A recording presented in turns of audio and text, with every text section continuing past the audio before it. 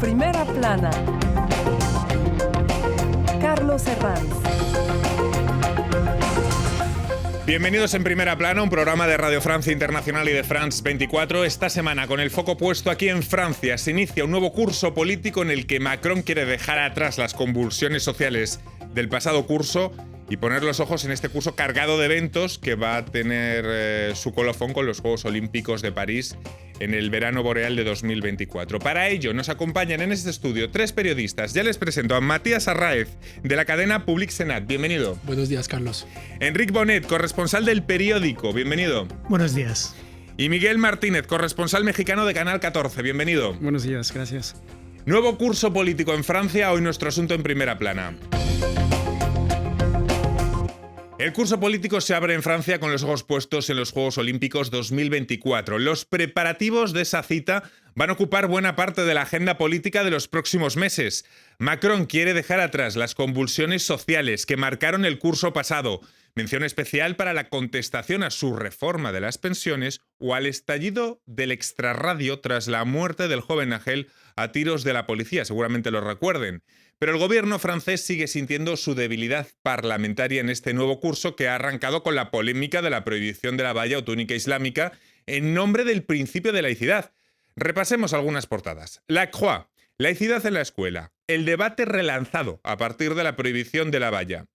Le Figaro, las incertidumbres de esta reentrée parlamentaria con un gobierno que sigue en fragilidad, sin mayoría absoluta y podría volver a recurrir a ese artículo, el 49.3, para sacar a leyes adelante, gobernar a golpe de decreto.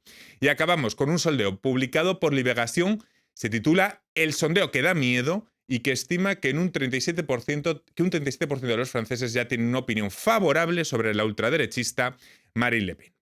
Bueno, inicio del nuevo curso, momento de hacer, digamos, listado de propósitos, Matías. ¿De dónde venimos y a dónde vamos? Macron cerró el curso pasado plagado de estallidos sociales y se abre ahora otro donde los focos se van a poner en los grandes eventos. Mundial de Rugby, reapertura de la Catedral de Notre Dame, Juegos Olímpicos, también la visita del Papa en los próximos días, de Carlos III. ¿Este calendario de grandes eventos corre riesgo por rebrotes sociales? Quizás es la pregunta que nos hacemos todos. Hay un año bastante importante que se está abriendo. El presidente Macron lo recordó hace poco diciendo que iba a ser un año pues, histórico para Francia. Lo dijiste con los Juegos Olímpicos, pero a la vez es verdad que también están aquí todos los ingredientes para que haya otro estallido social. El precio, la inflación en la comida, el precio de la gasolina que ya alcanza los 2 euros. La verdad, la pregunta que nos tenemos que hacer ahora es que ¿cuál será la chispa que va a prender el estallido social que está pendiente aquí? Mucho se habla de que esa chispa, Enric, pueda ser la inflación, la subida de los precios, que no se logra contener pese a todas las medidas que ha implementado el gobierno. No sé si esto puede ser un factor de riesgo ante este panorama de grandes eventos que se abren en el nuevo curso aquí en Francia. Sí, sin duda, es un factor de riesgo y es uno de los elementos que marcan más ahora mismo la actualidad y la vida de los franceses, ¿no? Según los sondeos, el problema del poder adquisitivo, la falta de poder adquisitivo es el gran problema para la mayoría de los franceses y de largo, por encima de la inmigración, del cambio climático, etc. Y de hecho, en el fondo, lo que está sucediendo en Francia, que es lo parecido a lo que está pasando en muchos otros países europeos, es que estamos en un momento donde la inflación, que hace un año y medio, un año, se podía pensar que era una inflación coyuntural, solo basada en básicamente que se debía a la guerra de Ucrania, una guerra que se esperaba que se terminaría más pronto de lo que parece donde va. Nos encontramos en un momento que se ha convertido en una inflación persistente y que casi que va camino de ser una inflación estructural, que eso sí que sería una gran novedad en Europa, donde no habíamos tenido estos niveles de aumento de los precios desde hace 40 años, desde principios de los 80. Claro, el año pasado, Miguel, hubo algunos eventos como la visita de Carlos III, recuerdo, que se aplazaron por esa contestación en la calle, todos lo recordamos.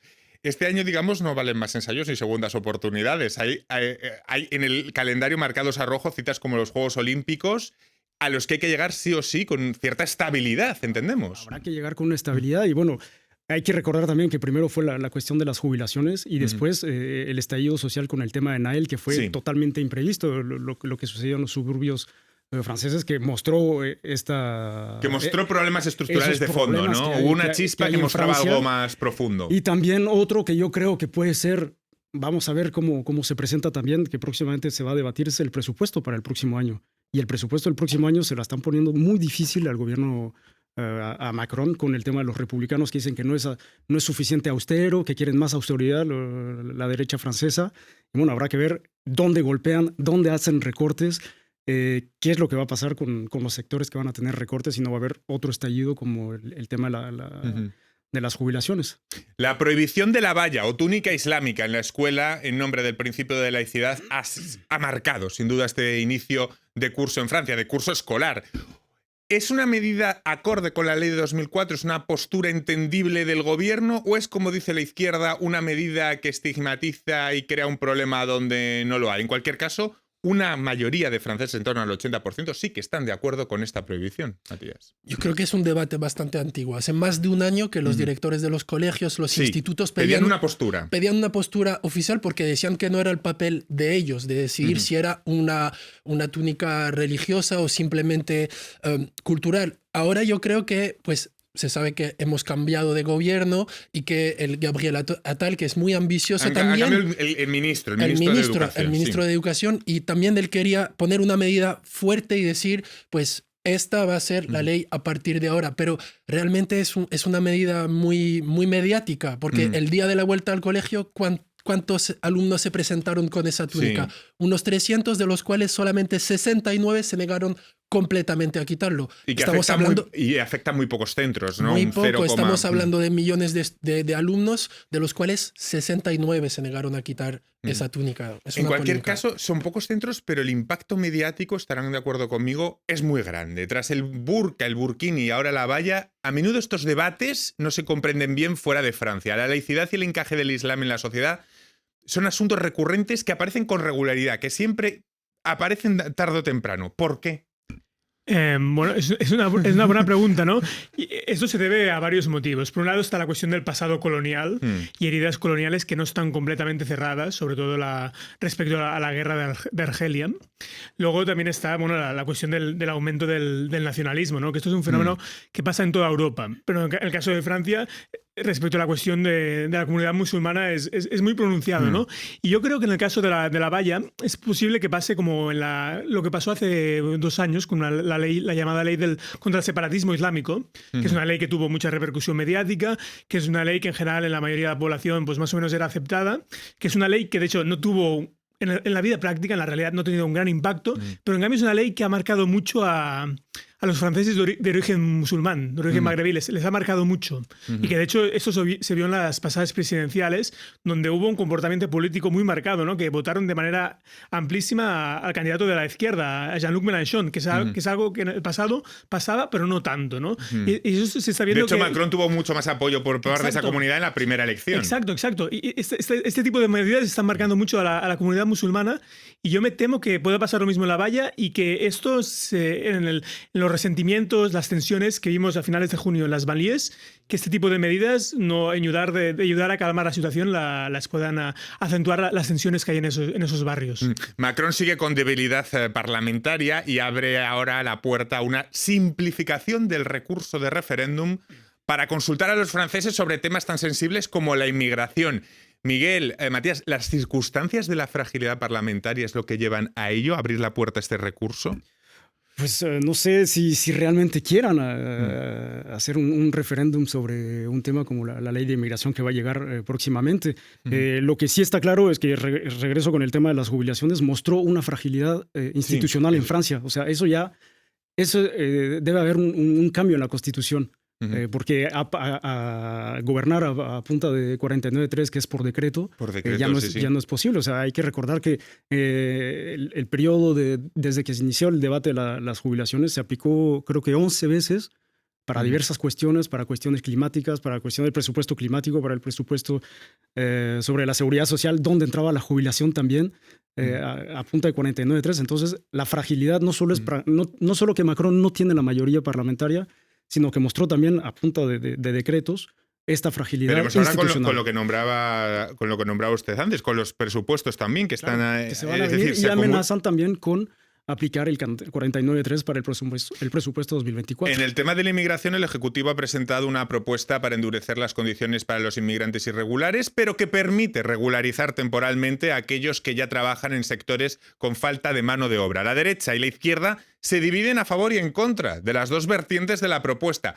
¿Esta división representa, Matías, Enric, representa a la opinión pública francesa en una cuestión siempre tan sensible en Francia como el tema de la inmigración? ¿De qué postura adoptar, dónde poner el cursor exactamente? Porque no parece claro ni siquiera que lo tengan claro, ni a derecha ni a izquierda, ¿verdad? No, el gobierno quiere un texto bastante equilibrado, por eso quiere endurecer una parte del texto y por otra parte pues regularizar a esos trabajadores. Lo va a tener muy difícil porque, como lo dijiste antes, no tiene mayoría, no tiene un poder legislativo y parlamentario lo suficiente fuerte para pasar ese texto, lo cual tendría que usar el 49.3, este artículo, el decreto que le permitiría pasar la ley sin ningún voto en la Asamblea Nacional, lo cual podría poner un contexto cada vez más tenso con los parlamentarios y el texto, pues por eso yo creo que el gobierno de Macron quiere empezar con el Senado, empezar el texto allí porque sabe que la mayoría es de derecha, una derecha conservadora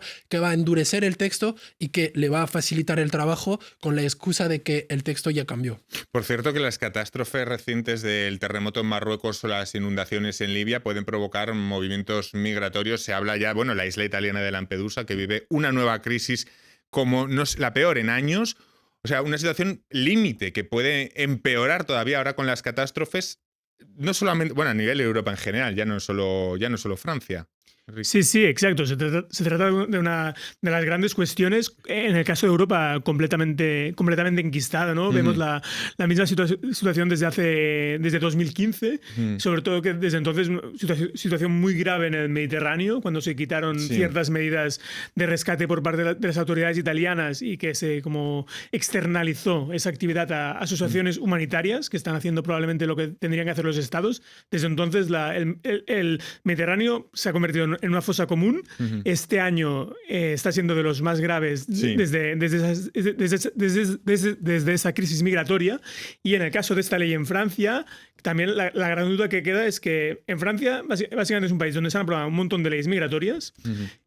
Por un lado, el problema es muy presente en la sociedad y queda la duda si esta ley tendrá efectos prácticos a los grandes problemas que afectan a estas cuestiones migratorias que están completamente irresueltas y en donde las políticas europeas de endurecimiento de las fronteras, en parte de externalización de las fronteras, no han aportado la solución e incluso se pueden ver debilitadas por otros hechos que hemos visto este verano, como por ejemplo el golpe de Estado en Níger, que es un estado clave en principio en esta política de externalización de las fronteras. Pues todo este tipo de políticas se pueden ver debilitadas y ser ineficaces y sobre todo no aportar soluciones a una situación humanitaria muy grave. Ya ven cuántas vertientes, la inmigración, el laicismo. Pues a vuelta de pausa vamos a introducir nuevos elementos como el posmacronismo. Hasta ahora.